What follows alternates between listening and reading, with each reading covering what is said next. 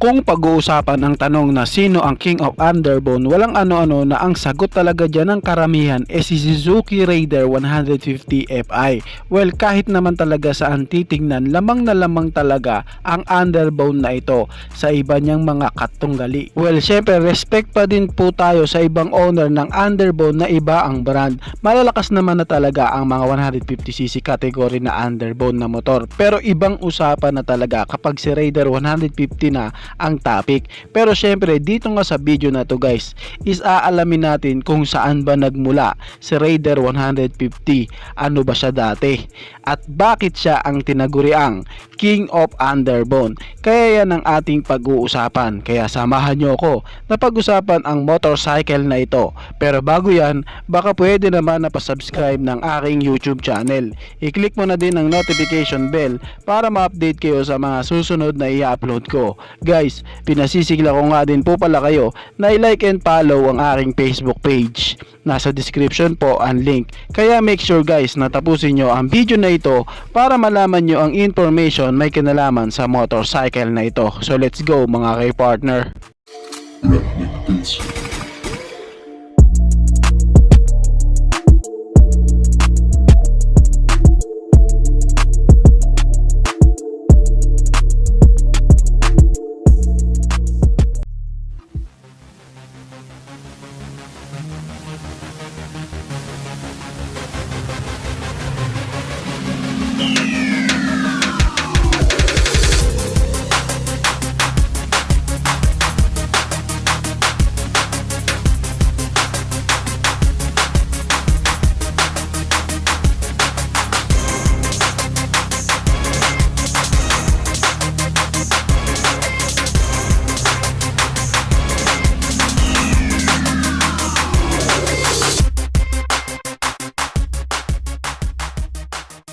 Siyempre si Raider 150 Fi naman na talaga ang tinuturing na King of Underbone ngayon. Ops, wait, baka may magsabi na nako, mas malakas pa dyan ang Leo Star, mas malakas pa dyan ang Nova Dash, mas malakas pa dyan si Kawasaki KRR 150. Well, respect ako sa inyo dyan guys. Pero syempre, era na po ng 4-stroke engine ang pag-uusapan natin, and sa 4-stroke engine na nasa 150cc displacement na Underbone, si Suzuki Raider 150 Fi talaga guys ang tinaguri ang King of Underbone. Ang Suzuki Raider 150 Fi kasi guys is kargada po ng 147.3 cubic centimeter engine displacement, naka single cylinder, naka 4-stroke engine at may camshaft na dual overhead cam with 4 valves and naka liquid cooled engine. Well, sa engine specs guys, dito masasabi mo na lamang na siya sa ibang katunggali niya. Pero syempre meron naman na same din sila ng engine specs. Pero kamusta naman sa kanyang power output? Kaya niya ngang mahit ang kanyang maximum power na 18.2 HP at 10,000 RPM, and meron naman siyang maximum torque na 13.8 Newton meter of torque at 8,500 RPM. At para nga ma-visualize nyo kung gaano kalakas ang motor na ito, kaya niya lang namang mahit ang kanyang top speed sa bilis na 174 km per hour. Credit to the owner nga pala guys.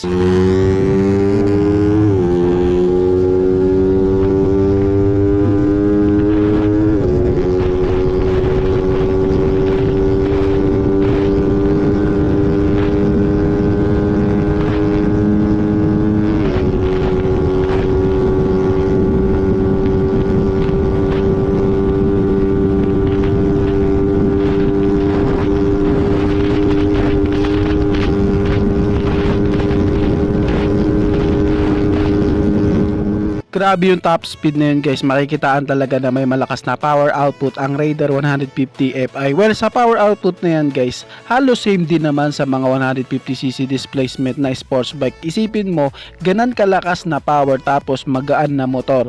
Talagang halimaw na motor ang kalalabasan. Kasi guys, si Raider 150 Fi ang may pinakamagaan na dry weight na tumitimbang lamang po na 109 kg. Well, isa ang bigat ng motor na advantage advantage para sa malakas na arangkada. Kaya doon pa lamang lamang na talaga sa Raider 150. Tapos naka 4 valves pa siya and naka dual overhead cam. Meron nga siyang compression ratio na 11.5:1 at may taas ang kanyang seat height na 765mm na pwede sa height ng mga Pinoy. Pagdating sa kanyang mga ilaw, naka LED na po ang mga ilaw ni Raider 150 Fi. Pero doon po sa carb type guys is naka halogen pa din. Pagdating naman sa sukat ng kanyang mga gulong, naka 70/90/17 sa unahan at naka 80/90/17 naman sa likuran. At may wheelbase siya na 1,280mm.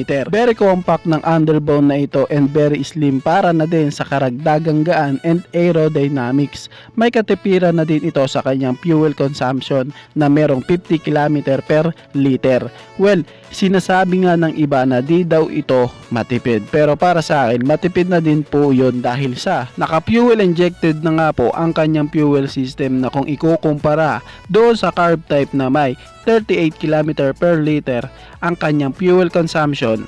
Kaya masasabi nating matipid na din talaga si Raider 150 Fi. Si Raider 150 Fi nga guys is may fuel tank capacity na 4 liters and naka full digital na ang kanyang panel gauge. Pagdating naman sa kanyang mga suspension, naka telescopic fork sa unahan and naka monoshock naman sa likuran, and sa kanyang braking system is naka disc brake sa harapan and sa likuran at wala nga po itong ABS. King of Underbone, Raider 150cc. Ito naman talaga ang motor na pagdating sa underbone category bike malabong hindi mo makilala, lalo na sa mga rider na underbone lover.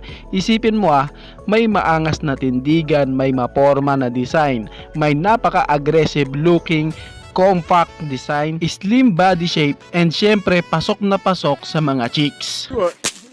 Yung tipong kapag naka Raider 150 ka talagang napaka-pogi talaga. At ito pa guys may malakas na power output na kung titignan parang di akma sa kanyang chassis frame and weight ang power ng kanyang makina. Alamin nga natin guys kung ano nga ba ang mga napatunayan ng motor na ito. Alam nyo ba guys na noong 2013 ito po ang isa sa nanalo ng award na best selling motorcycle. So pinapakita po dito na di lang siya malakas sa kanyang power performance, malakas din po talaga siya sa masa at sa panlasa ng karamihan. At noong 2017 naman guys, ito nga is itinanghal o ginawaran bilang Motorcycle in the Year. Ginawaran nga po ng Car Award si Group Incorporated ang Suzuki Raider 150 dahil din sa siya ang karapat dapat sa award na ito. At alam nyo ba guys na sumunod na taon lang din na yon, noong 2018 nakamit niya din po ang most reliable motorcycle of all time sa bansang Indonesia. At may mga bansa din talaga na nagsasabi na itong motor na ito is talagang malakas at karapat dapat sa titulo. At alam nyo ba guys na since 2009 si Raider 150cc talaga ang hyper underbone at tinatawag nilang malakas na underbone. Ngayon ang tanong, kailan nagsimulang tawaging King of Underbone ang Raider 150? Alam naman natin guys na may 4 na mainstream brand na nagko-competition para sa titulo na iyan. Nandiyan si Kawasaki, si Suzuki, si Yamaha at si Honda. Pero sa titulo bilang King of Underbone, makikita natin guys na dalawa lang sa 4 na yan ang nagko-competition, si Suzuki at si Yamaha lang. Si Kawasaki kasi ngayon guys is nakapokus sa mga high cc displacement nila na mga motor, especially sa mga sports bike.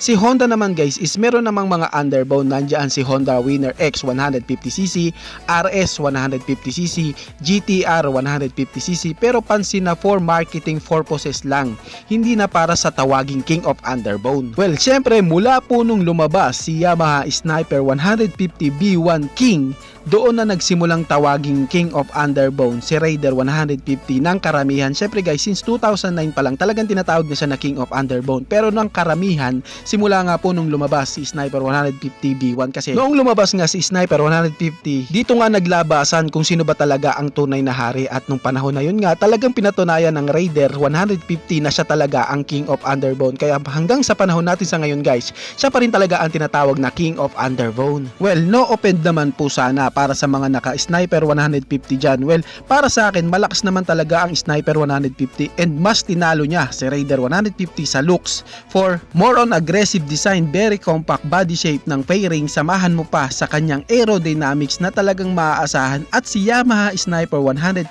guys is talagang madami na din naman talagang napatunayan.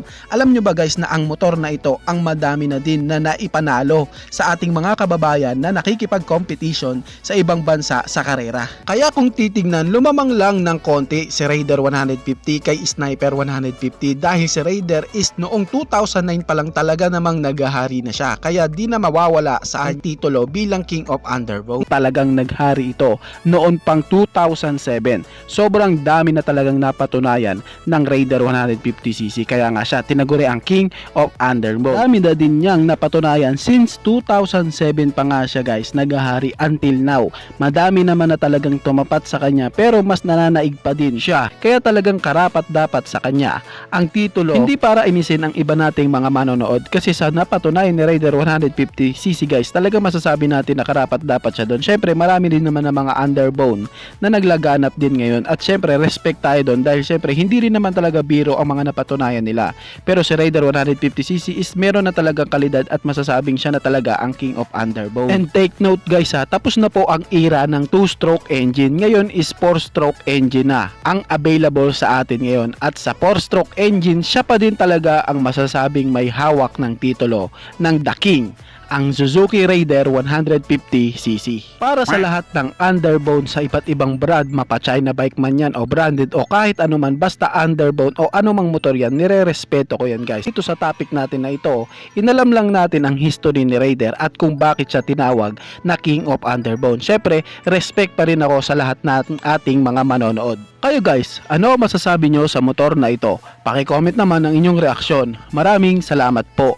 Bago matapos ang video na to guys, baka pwede naman na pahingi ng isang like mula sa inyo bilang pagsuporta sa ating munting video. Maraming salamat po, at pwede mo na ring i-share para malaman ng iba nating mga ka-rider. Sa tingin ko guys is dito ko na lamang po tatapusin ang ating vlog. I hope na nag-enjoy kayo sa aking hinandang video para sa inyo. Pinasisigla ko din kayo guys na i-subscribe ang aking YouTube channel. I-click mo na din ang notification bell para ma-update kayo sa mga susunod na i-upload ko. So dito ko na lamang po tatapusin. Maraming salamat. It's your boy. Thank you!